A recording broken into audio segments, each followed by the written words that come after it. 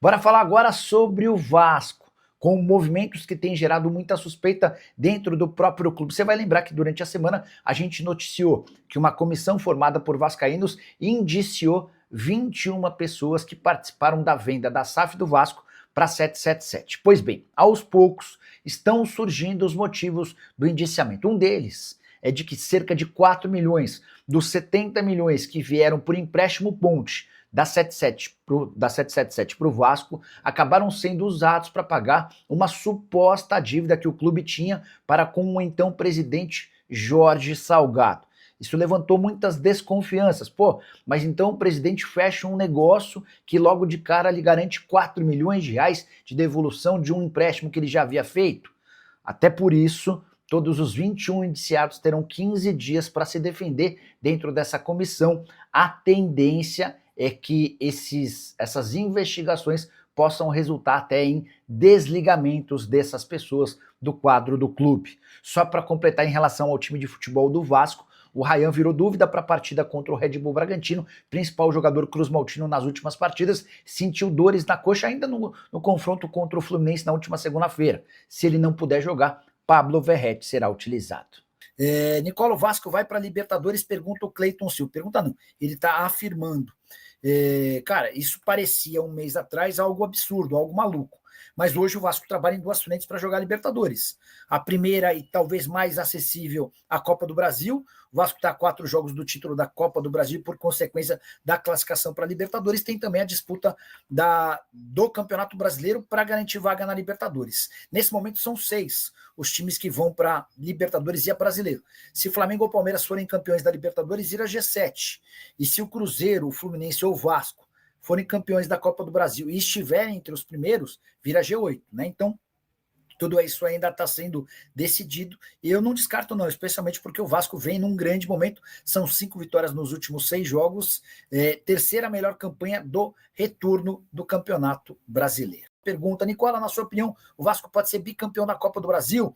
Futebol para isso está jogando. Nando, quando ficou definido que Vasco e Fluminense se enfrentariam, para mim estava muito claro que o Fluminense era o favorito. Hoje, não dá para dizer que o Fluminense é favorito, e isso ficou bem claro no jogo entre os dois. Embora o Fluminense tenha iniciado a partida melhor, o Vasco conseguiu se recuperar, sair da marcação-pressão e vencer com autoridade, fazendo 2-0. Eu acho que Vasco e Fluminense é um confronto muito... Se bem que Cruzeiro e Corinthians também, né? Mas, cara, tá absolutamente aberto. Tem chance aí de ser campeão da Copa do Brasil, com certeza, tá? O analista do futebol. Eu sou Fluminense, mas o Vasco é favorito contra a gente. No momento, claro que daqui a um mês as coisas podem mudar, mas por agora o Vasco é favorito. Zubeldia precisa acordar ou será demitido. O analista do futebol toca num ponto importante. A gente está no dia 24 de outubro, tá? As semifinais da Copa do Brasil começam a ser disputadas em 10 de dezembro. 10, 14, 17 e 21. Então, assim, cara, falta um mês e meio para que as semifinais aconteçam. E em um mês e meio a coisa muda demais. Mas nesse momento dá para dizer que o Vasco é ligeiramente favorito, sim, tá? Quem vai substituir o técnico Fernando Diniz? Está suspenso. Terceiro cartão amarelo. Há algumas restrições dentro dessa suspensão. O Diniz não pode frequentar as áreas de competição. Ele está fora, né, da beira do campo, das áreas comuns aos atletas, mas ainda não houve a definição. Até mesmo o Felipe Loureiro, que é o diretor técnico, poderia ficar à beira do campo. São profissionais que têm que ter a licença para dirigir a equipe do Vasco da Gama, que está sendo preparada pelo técnico Fernando Diniz, normalmente, durante a semana, com as variações, contando com a volta do Hugo Moura, mas quem vai ficar à beira do campo e dirigir o time, ainda não houve essa definição.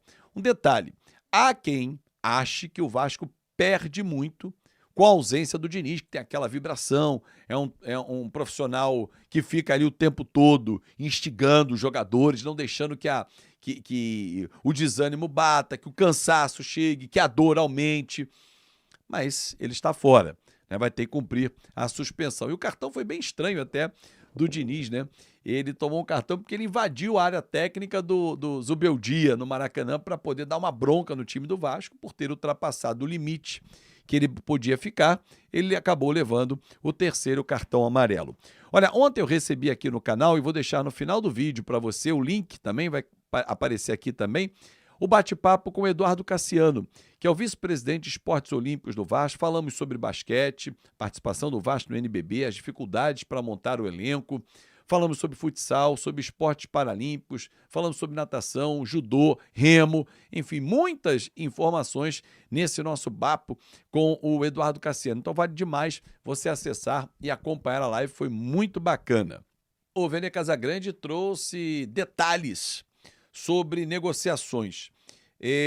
3 jogadores que vieram recentemente por empréstimo no modelo de negociação que eu acho que é o melhor modelo para qualquer clube e principalmente para o Vasco, que não nada de braçadas financeiramente, que é um empréstimo com opção de compra, desde que o atleta performe. Performou, o Vasco exerce e compra o atleta.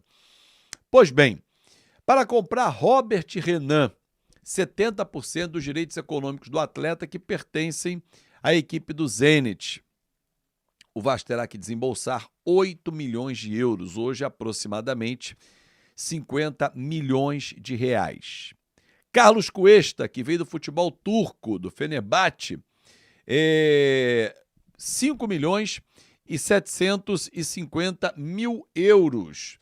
Até confirmar aqui, porque para não falar bobagem aqui numa informação, o que dá hoje mais ou menos Galatasaray, falei Fenerbahçe, perdão, estava nessa dúvida. Galatasaray. Então, Cuesta, 5 milhões e 750 mil euros, veio do Galatasaray, o que dá hoje aproximadamente 36 milhões de reais, 100%.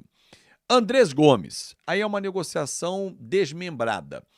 Para comprar 70% dos direitos econômicos do atleta, o Vasco terá que desembolsar 5 milhões de reais, o que dá hoje aproximadamente 5 milhões de euros, 31 milhões de reais. Comprando os 70%, mais 2 anos, compra mais 20%, por 2 milhões de euros. Hoje, aproximadamente 12 milhões e meio de reais.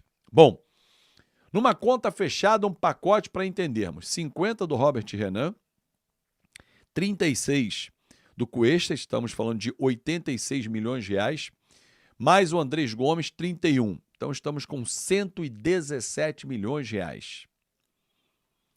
Será que o Vasco terá esse recurso? Pô, Fábio, mas não precisa desembolsar esse valor cash, né? Não precisa desembolsar ali, chegar e pá, largar o aço, porque o Admar Lopes é craque nessa arte de negociação.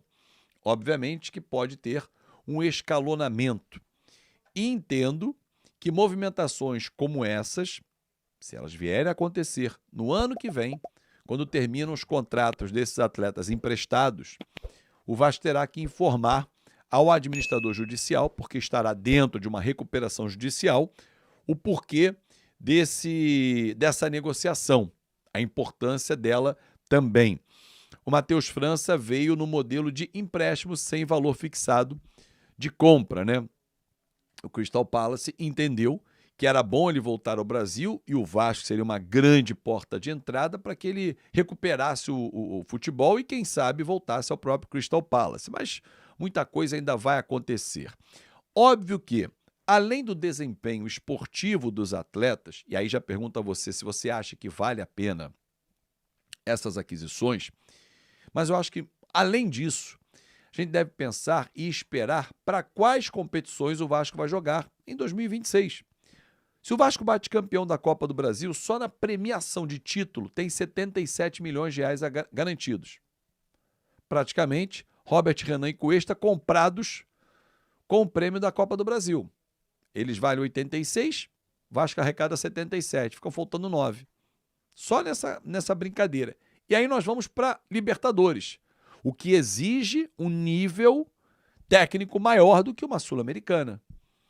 Então, assim, dependendo para onde o Vasco vai, em termos de competições, em 2026, o tamanho do investimento será mostrado também assim.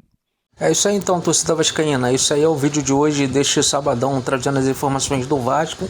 E eu quero a sua opinião. Não esquece também de deixar o like no vídeo, se inscrever no canal, ativar também o sininho de notificações para você não perder nenhum conteúdo do Gigante da Colina.